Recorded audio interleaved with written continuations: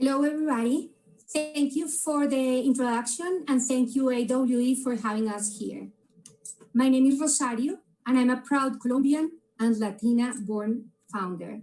Today, I want to share with you part of my journey and one of the reasons why I want to invite you all to join forces.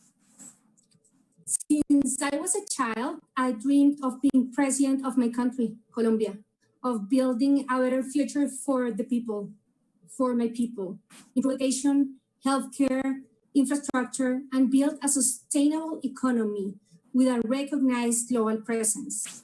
After years of work in the government, building a network to fight anti-corruption, and after being chief of staff for a Colombian first lady, I realized the power of entrepreneurship in building and doing, the force of the private initiative to create value and to generate jobs. I studied and learned what was needed and jumped to start my career in the private sector. I also understood the importance of learning English, of course. Back in 2009, I founded my first company, Business Creative Partners, BCP, a consulting boutique specialized in Latin American investment. After some years, and because of a consulting commitment, in 2013, I ended up as the CEO of a big data and artificial intelligence company in Silicon Valley, generating actionable insights from the integration of disparate data sets.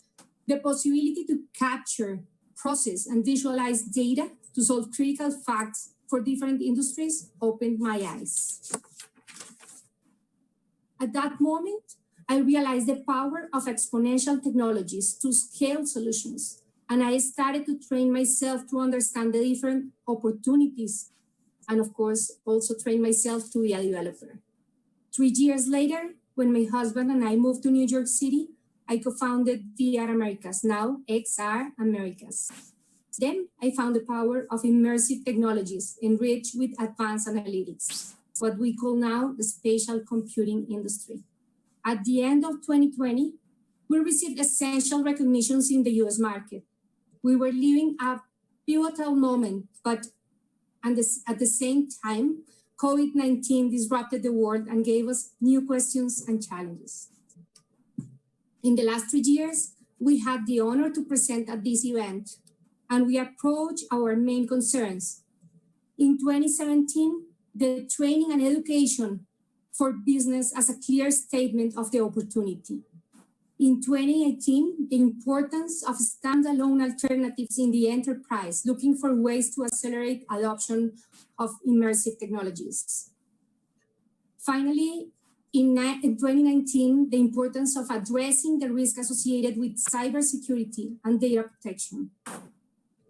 And this year, I want to talk about the importance of understanding what COVID-19 is unveiling and underlining the need for using these technologies to solve human problems. Technology must solve human problems, keep us healthy, keep the economy growing sustainably for everybody. Otherwise, we are missing something essential. We are wrong.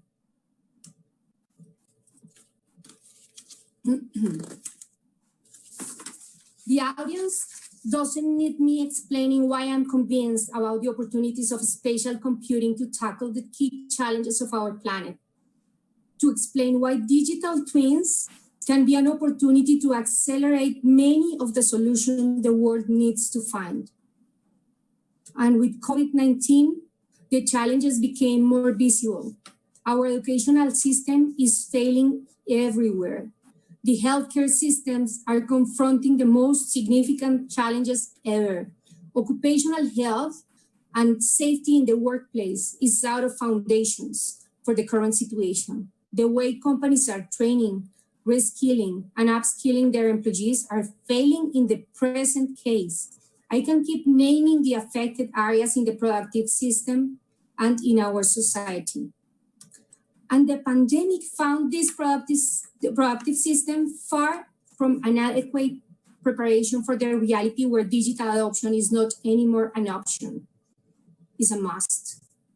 Our industry, spatial computing and immersive technologies, weren't ready to reach the market with an immediate solution. Bring plug-and-play solutions, have enough affordable headset, have global standards. And I am also concerned because, of course, we could be the solution to the majority of the previous challenges mentioned. In front of us, we have many opportunities, but I want to invite you to think around the following one, people. And in my case, I want to share with you the case of the Hispanic population and the Hispanic Promise. I am sure these numbers can surprise many of you, but yes, the Hispanic population created 86% of all new jobs since the Great Recession. And Latinas, like me, created small businesses faster than any other group in the US. We are entrepreneurs. Hispanics are 60 million, representing 18% of the US population, with $1.5 billion in purchasing power. And we, Latinos, generate $2.1 trillion, representing 12% of the country's GDP. Standing alone, it is like we are the 8th largest economy in the world. Even better, our population is on average 6 years younger than any other demographics in the US. There is also the Latin American market to add. As the Latin American Venture Capital Association, LAVCA, just announced on its April report, launched a week ago, venture investment in Latin America has more than doubled by dollars every year since 2016, with a record of $1.08 billion for VC fundraising and $4.6 billion for VC investment. Players like Qualcomm, Microsoft, Google, Facebook, SoftBank, and Silicon Valley Bank are critical members at the Latin American Tech Growth Coalition. When we look at the production opportunity in these geographies, we can reach countries like Colombia, my home country. The last decade, Colombia invested resources in the training and upskilling of talent in technology and software development, being selected even as one of the World Economic Forum affiliate centers for the Fourth Industrial Revolution Network. We are on time to build together, to rebuild the economy and position our industry as the best alternative. I'm talking about all this group of people joining us today. Today, I want to invite you as the people building this vital industry forces and commit to the development of Hispanic talent within your own companies to help to integrate them into the recovery strategy, and last but not least, to incentive Hispanics in your organizations to be part of this strategy to make the Hispanic stars to shine. Here I am, proud and ready to co-create the future together. Thank you for your time. Now I'm happy to answer any question, and you can also connect with me through my social networks. And if you have any idea, or if you are a Hispanic star, just let me know. That way you can be part of this strategy. Thank you.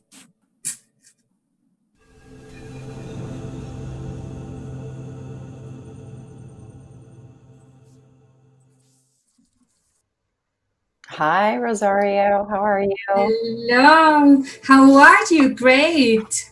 Nice to see you. Thank you for that. You touched on so many great points, but let's just maybe start with sort of a practical piece, because you ended there saying, if you are a Hispanic star, reach out. If you're a company, you need to be more inclusive, and you have great talent. What are some practical ways for you to help companies connect with great talent?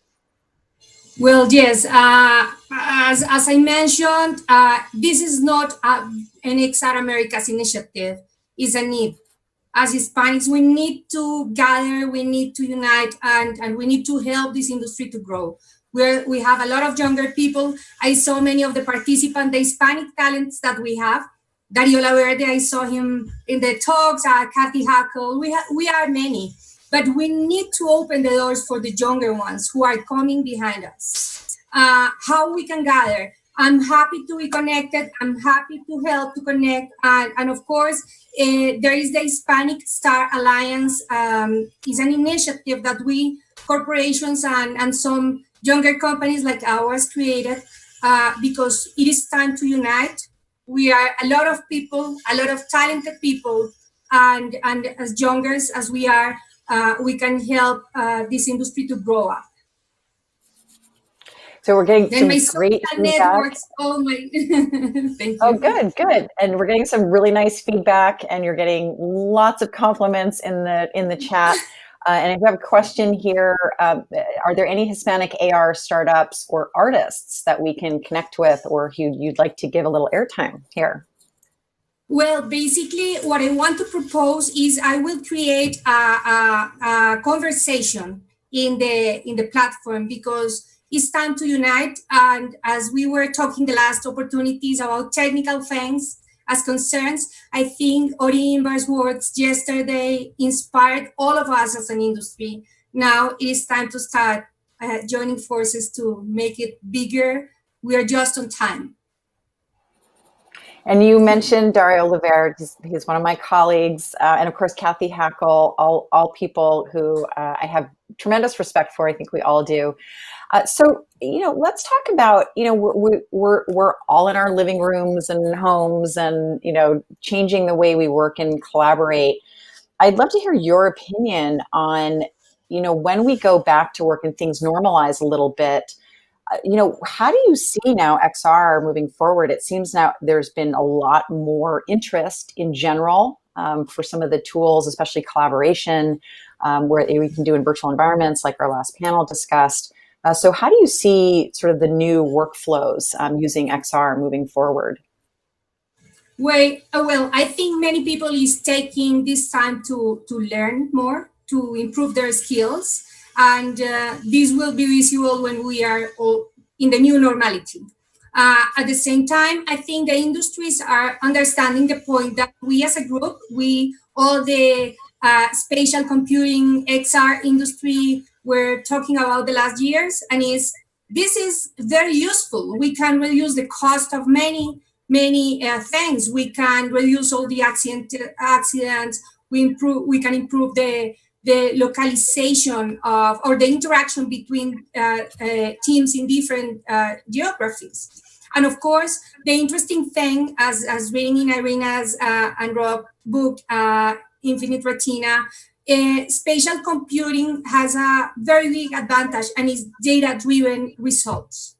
And when we are gathering the reality, the real world of the companies, plus the capacity of having near real-time analytics, we can improve a lot of industries. And this is what all this invitation from AWE is about.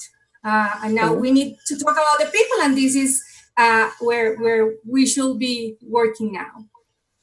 That's great. And so now, with the proliferation of these all of these different platforms, and we had Microsoft with AltSpace on just before us.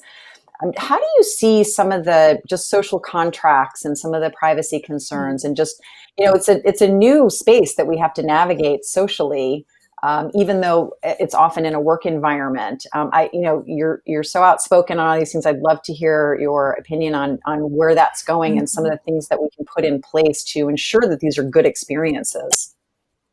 Well, for me, first, I really think one of the challenges is, how is your new identity? Because when you are doing businesses in digital, you have a lot of tools that improve yourself, augment yourself as human. If you decide to be an avatar, you need to learn some skills, but also from the perspective of my data, who I am, from my personal information perspective, I really bet on the option of protecting privacy, but having the opportunity to improve having the data as an exchange tool. If I can obtain better quality of life, if I can improve my health, if I can be have certification of my previous training work and so forth and results. That will be my new exchange tool. And I really bet on that. I think there is a lot of smart people doing things on protection of the data and privacy. But the definition of privacy will be changed because of COVID-19 for sure.